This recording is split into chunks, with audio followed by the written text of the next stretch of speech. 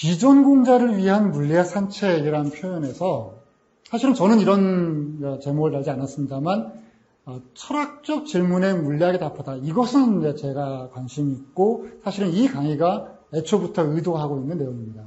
그래서 이 철학적 질문, 그 철학 질문이 뭔지에 대해서 그래서 실제 이 8강이 이런 식으로 구성이 되어 있습니다. 차근차근 살펴볼 텐데요.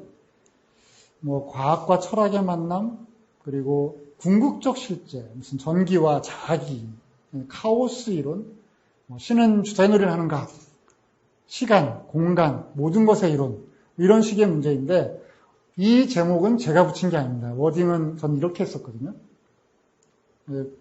어느 게 더 비슷한 건지 어떤지 모르겠습니다만 한번 판단해 보시죠. 여기서 앞에서는 과학과 철학의 만남이라고 했었는데 저는 과학 철학의 실제론과 리얼리즘이라는 제목을 달았고요. 아르케, 원자, 기본 입자 이 세 가지가 서로 같은지 다른지를 다루는 게 두 번째입니다. 그리고 기, 장, 에테르 뭐 이런 거를 다루는 게 세 번째고 카오스 이론이라는 말을 많이 씁니다만 전 카오스라는 말을 쓰지 않고 그냥 혼돈 이론이라고 하고 혼돈 이론은 혼동하지 말아야 된다라는 이제 널리 알려진 표현인데요. 그리고 양자역학의 서울해석이라고 하는 특이한 걸 하나 소개할 거고요. 시간의 화살에 아인슈타인과 베르그송, 보통 백손이라고도 하죠. 를 연결시키려고 합니다. 그리고 공간을 실체냐, 뭐 관계냐 이런 걸 보는 뉴턴의 F 논쟁, 그리고 앙리 르페브르라는 사람을 소개할 겁니다. 그리고 발가락은 혹시 뭔지 짐작하셨나요? 혹시 짐작하신 분? 왜 갑자기 뜬금없이 발가락의 꿈인가? 아무도 없으시네. 네, 발가락은 영어로 토우이고요, TOE이고요. 모든 것의 이론이 이제 Theory of Everything에서 TOE라고 합니다. 그래서 그냥 그랬을 때 과연 모든 것의 이론을 우리가 만들 수 있을 것인가의 문제를 마지막에 다룹니다. 조금 더 이제 본격적으로 가보겠습니다. 철학적 질문들이라고 하는 것에 이제 물리가 답했다고 했는데요. 우리가 철학적 질문이라고 부르는 것, 그러니까 특히 이제 제가 뭐 잘 알고 있는 건 아니지만 이 아텐 스타디에서 굉장히 수많은 강의들이 있고요. 또 철학 전공한 사람들도 많습니다. 그런데 굳이 그 중에서 우리가 철학적이라는 표현을 쓸 때는 굉장히 조약하게 표현했을 때 대충 존재론, 인식론, 그리고 가치론까지 이제 포함시킬 수 있지 않을까 했을 때 특히 제 관심은 요 세 번째 것도 있긴 하지만 이 8번의 강의에서는 존재론과 인식론에 국한됩니다. 그래서 존재론과 인식론에 대한 문제를 훨씬 더 심오하게 다룰 수 있지만 제가 배운 도둑질이 이론 물리학이기 때문에 저는 존재론과 인식론의 문제를 이론 물리학을 통해서 보려고 합니다. 그러다 보니 이게 어떤 맥락에서 물리학 산책 이렇게 이제 표현할 수도 있게 됩니다. 어쩌면 이제 궁극의 토대, 본질, 실체, 실제 이런 것들에 대한 문제인데요. 저는 단순히 물리학을 적어도 이제 혹시나 이 강의에서 물리학 개론 같은 것을 기대하셨다면 약간 다릅니다. 무슨 뜻이냐면 물론 이 강의에서 굉장히 많은 사실은 중요한 물리학 이론들을 거의 다 건드립니다. 많은 그것을 개론적인 차원에서 쉽게 이해하는 산책할 때 즐길 수 있는 그런 물리학이라기보다는 철학적 물음이라고 우리가 부르는 어떤 것, 특히 실제, 궁극적 실체 같은 것에 대해서 이론 물리학이 도대체 무슨 말을 하는가를 보는 게 제 관심입니다. 그러니까 조금 더 불편한 산책입니다. 그래서 산책이라기보다는 물리학, 자학 뭐 이렇게 될까요? 근데 그 문제를 그냥 가면 재미없으니까 역사적 그리고 철학적인 접근을 갑니다. 그러니까 사실은 물리학의 문제를 조금 더 쉽게 보려고 하는 겁니다. 근데 그러다 보면 자연스럽게 옛날 얘기로 돌아가면 좀 쉬워집니다. 왜냐하면 처음 얘기를 꺼낸 사람들은 이런 얘기를 할 때 그러니까 아무도 하지 않았기 때문에 설명을 다 친절하게 하는 경향이 있거든요. 현대 물리에 밝혀낸 어떤 제반의 과학 사실을 설명하려고 합니다. 이제 이 정도면 대충 감을 잡고 있었겠지만 항상 제가 이제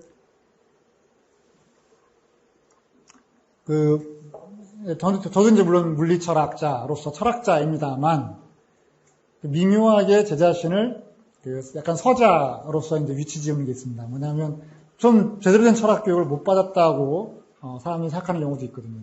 그건 이제 사실이 아닙니다만 철학자와 물리학자 또는 저 같은 물리 철학자의 굉장히 중요한 차이가 있다면 그것은 뭐 꼭 철학자 다 그렇다는 건 아닙니다만 크게 보아서 철학자들은 항상 추상화하고 일반화하고 가장 큰 얘기를 하는데 아주 익숙합니다. 물리학도 어쩌면 이제 과학에서 그럴지 모릅니다만 제가 학부 때부터 그러니까 지금까지 훈련받고 익숙하고 사실은 추구하는 것은 뭐냐면 언제나 일반적이고 추상적인 얘기는 아무짝에 쓸모가 없는 경우가 많습니다. 가령 뉴턴의 방정식 F는 ma 그거 외워봤자 아무 소용없습니다. 그거 가지고 건물 못 만들거든요. 자동차 못 만들거든요. 반도체 못 만들거든요. 그런 것 자체가 아니라 그것을 아주 구체적인 수준까지 아주 손에 잡히는 거기까지 가서 얘기를 해야만 비로소 물리학이 힘을 발휘합니다. 그래서 저는 항상 구체로 상승하려고 합니다. 그래서 지금부터는 조금 더 얘기를 조금 더 상세하게 가려고 하는데요. 이제 가보겠습니다. 사실 오늘 하는 얘기인데요. 과학 철학의 실제론이라고 하는 것과 리얼리즘의 문제. 사실 리얼리즘은 그냥 갖다 붙인 거고요. 아마 이제 여기 이따가 좀 더 소개를 하면 더 어떨지 모르겠습니다만, 제가 뭐 리얼리즘에서 더 많이 알고 있는 것은 아닐 것 같습니다. 다만, 저는, 이론 물리학이라는 백그라운드와 거기에 덧붙여진 과학 철학의 훈련 때문에 조금 더 리얼리티, 실제라고 하는 관념에 자주 노출되어 왔습니다. 10여 년 동안요. 사실은 이제 오늘 얘기는 과학 철학에서의 표준적인 논의를 다룹니다. 그래서 어쩌면은 이미 익숙하신 분들은 아유 또 해서 저 얘기냐라고 할지 모르겠고 익숙하지 않은 분들은 원래 한 학기, 뭐 두 학기, 내 심지어 몇 년 동안 해도 힘든 얘기를 1시간 만에 요약을 하려고 하니 더 힘들 수도 있고요. 뭐 모르겠습니다. 주로 과학 철학에서 말하는 리얼리즘의 문제를 다룹니다. 리얼리즘은 예전에 어떤 책을 그냥 구체로 거론한다면 가스톤 바슐라르라는 이제 프랑스의 뭐 문예이론가라고 그냥 알려졌지만 초창기에는 거의 과학사와 과학 철학을 했던 사단가가 있습니다. 이 바슐라르의 초기 저작을 번역하는데 거기에 이제 리얼리즘, 헤알리즘이 나옵니다. 그런데 이걸 한국어로 번역하신 분이 아마 충분히 생각을 안 하셨거나 배경이 달라서 그랬겠지만 리얼리즘을 전부 현실주의라고 번역을 하셨더라고요. 그때 혹시 아시겠습니까? 그러니까 대충 미리 말씀드리면 리얼리즘을 현실주의라고 하는 순간 리얼리즘의 모든 것이 사라집니다. 리얼리즘은 현실과 가장 동떨어지는 얘기거든요.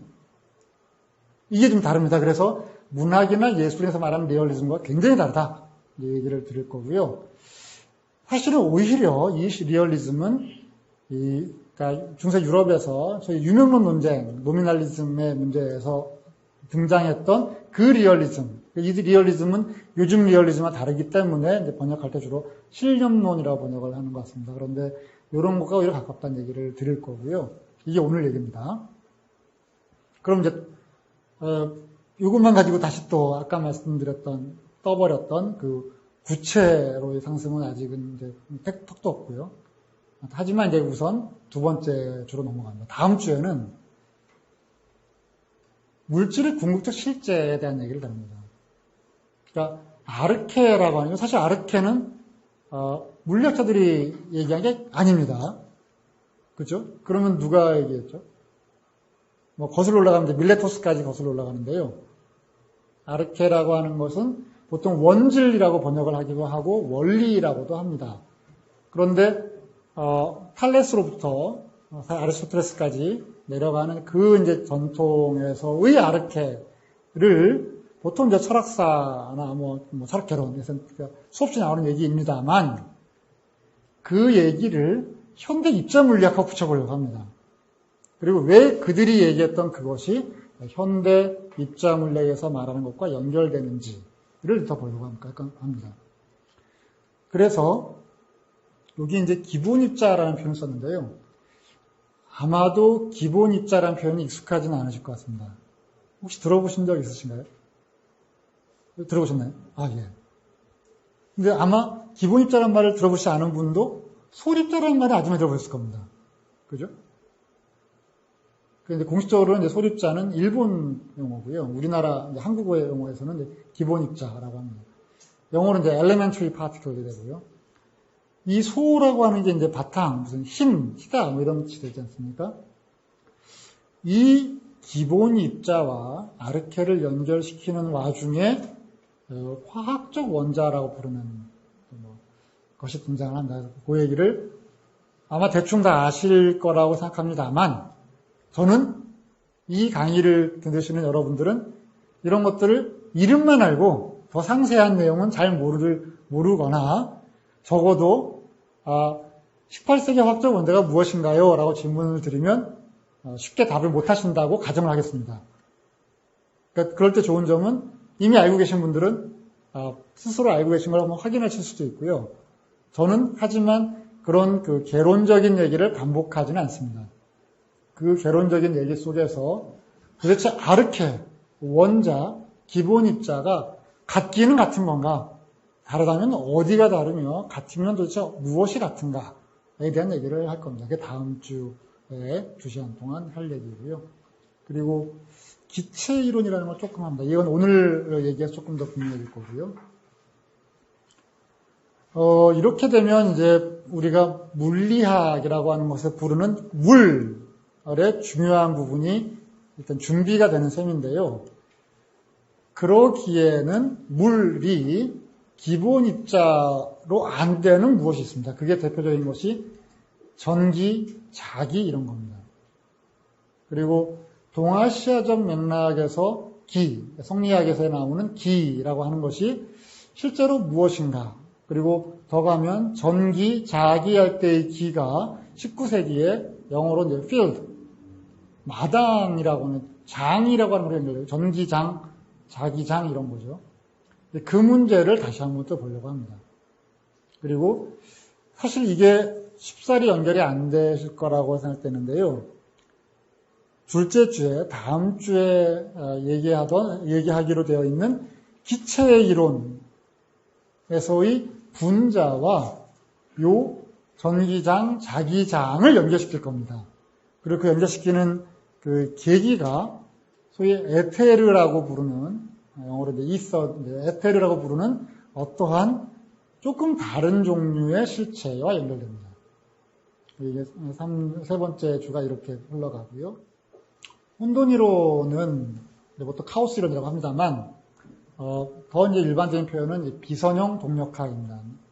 비선형이라는 표현이 뭔가 유선형과 연결될 것처럼 보이지만 그렇지는 않고, 선형이 아니라, 요즘에 비미학 이런 것도 이제 많이 읽으시는데, 비선형은 이제 non-linear입니다. non-linear dynamics라고 하는 것이 주는 그래서 19세기에 피에르 드 시몬 라플라스라는 수학자가 유명한 얘기는 라플라스가 천체역학이라는 책을 써가지고 태양계의 모든 문제를 다 해결하는 그런 엄청난 저서를 남겼습니다. 그래서 나폴레옹을 만났거든요. 나폴레옹이 교수님 아주 훌륭한 책을 쓰셨더군요. 그래서 근데 열심히 읽어보면 전점에 이해하기 좀 힘들었지만 그런데 교수님 책에서 보니까 신에 대한 얘기가 하느님에 대한 얘기가 전혀 등장하지 않더군요. 그럼 왜 그런가요? 라고 했더니 라플라스의 저는 신이라는 가설을 필요로 하지 않습니다. 라고 얘기했다는 유명한 일화가 있는데 그 라플라스가 현대의 의미에서 결정론이라고 부르는 무엇과 연결되는 어떤 얘기들을 굉장히 멋지게 했습니다. 그리고 특히 확률의 해석이론이라는 책을 남겨서 또 이제 확률 문제를 하게 다루었는데요. 그 문제가 소위 삼체 문제라는 것과 어떻게 연결되며 그 문제를 해결하는 과정에 프랑스의 수학자 앙리 뺑까레가 19세기 말에 어떻게 소위 카오스 이론이라고 부르는 현대적으로 그렇게 부르는 그런 것을 만들어냈는가에 대한 얘기를 역사적으로 보는 동시에 결정론과 미래에 대한 예측 가능성의 문제를 살펴보려고 합니다. 그래서 이 앞에 얘기는 혼동하지 말아야 된다고 하는 것은 일종의 라임이지만 그냥 붙인 것만은 아닌 게 혼돈이론은 전혀 혼돈스럽지 않습니다. 그리고 나서 다섯째 주로 가면 이제 8월이 될 것 같은데요. 양자이론의 서울 해석이라고 하는 걸 다루게 됩니다. 양자이론, 양자역학 좋습니다. 그러니까 이 이제 물리학의 산책 이렇게 불렀을 때 사실 양자이론을 빼고 나면 조금 식상합니다. 그런데 이 양자이론을 하기에는 이 8주는 너무나 짧습니다.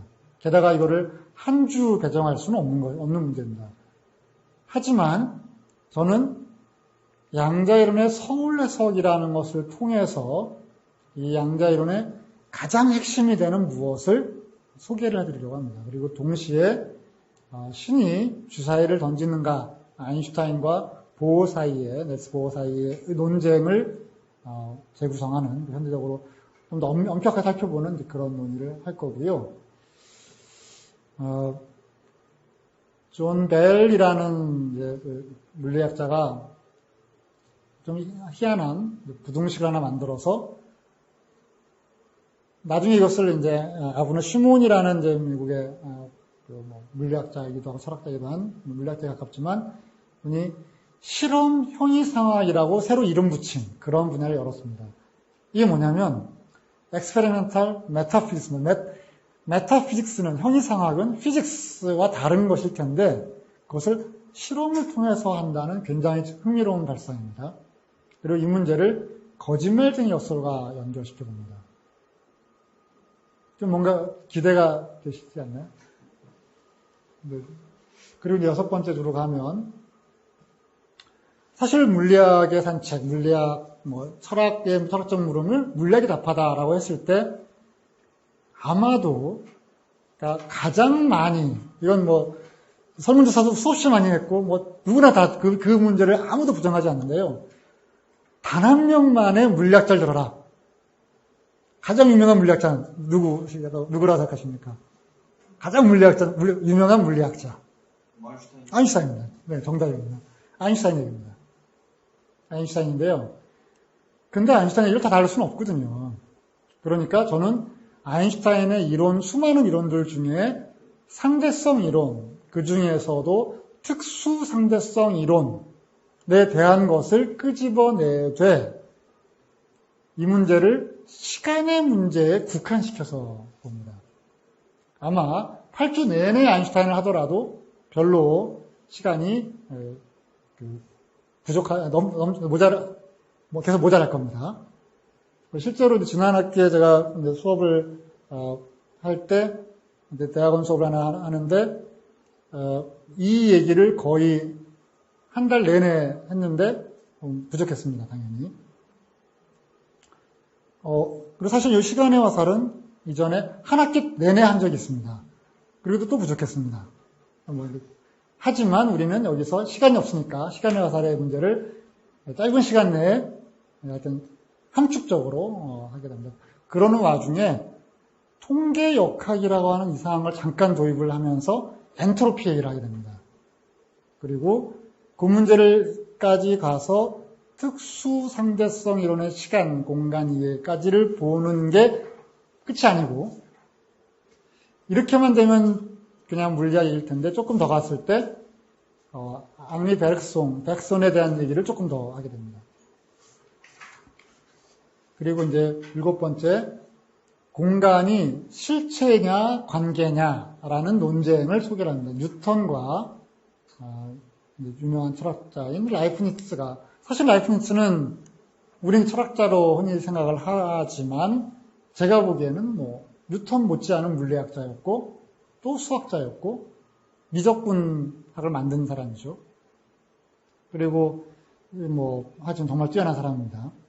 이 둘 사이의 논쟁, 그래서 공간을 실체로 볼 거냐, 관계로 볼 거냐에 대한 논쟁을 다룹니다. 그리고 그 연장선에서 아인슈타인의 아까 특수상대성 이론을 했는데 7번째 주에서는 일반 상대성 이론을 다룹니다. 역시 일반 상대성 이론도 결코 쉽지 않은, 만만치 않은 어려운 이론이지만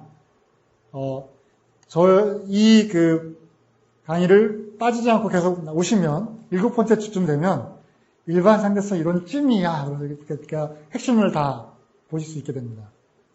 이렇게 함부로 약속을 했다가 아니면 안 되겠지만 그래도 가장 중요한 포인트를 이제 제가 설명해 드릴 것이고요. 그래서 1970년대 이제 프랑스의 철학자인 앙리 르페브르가 공간의 생산이라고 하는 책을 통해서 뭔가 이제 굉장히 희한한 또 새로운 얘기를 했는데 또 그 문제를 한번 연결시켜 보려고 합니다. 그리고 이제 마지막으로 아까 이제 발가락이라고 했는데요. 발가락은 이제 TOE입니다. Theory of Everything이라고 하고 이 문제에 대하여 더 상세하게 살펴봅니다. 그래서 혹시 현대 물리학에서 모든 것의 이론임을 자처하고 있는 가장 첨단의 최신의 이론이 있는데 혹시 이름을 아시는 분 있나요?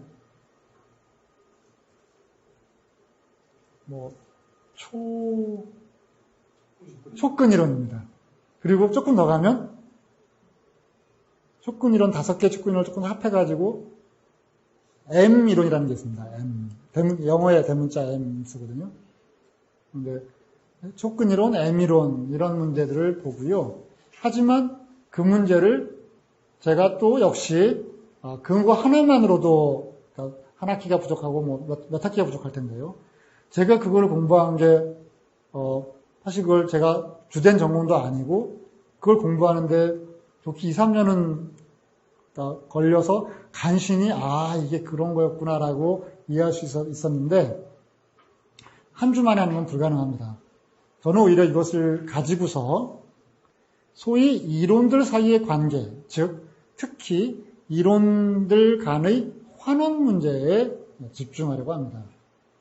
즉 우리가 물리학을 열심히 하면 물리학으로부터 생물학의 문제를 이해할 수 있고 또 생물학을 열심히 이해하면 사회의 현상을 이해할 수 있다는 식의 관념에 대하여 다르게 표현하면 요즘에 생물학과 사회학 사이의 연결에 대해서는 아주 많이 이제 얘기됩니다. 특히 도킨스나 이제 윌슨이나 이런 사람들의 맥락들이 있어서요. 그리고 사실은 철학에서는 심리철학이라고 부르는 분야가 있어서 사실 또 요 얘기들이 있습니다. 그러니까 사회적 현상까지 가기에 앞서서 중간 단계로서 생명과 사회를 연결시키는 심리, 마음의 문제를 다룰 수도 있고요. 또는 물리학과 생물학을 연결시키는 중간 다리로서 화학을 얘기할 수 있습니다. 이런 맥락들에 대하여 얘기를 하면서 소위 이멀전트하다는 개념, 창발적이라는 개념을 이제 소개하고 상세하게 이제 검토를 할 생각입니다.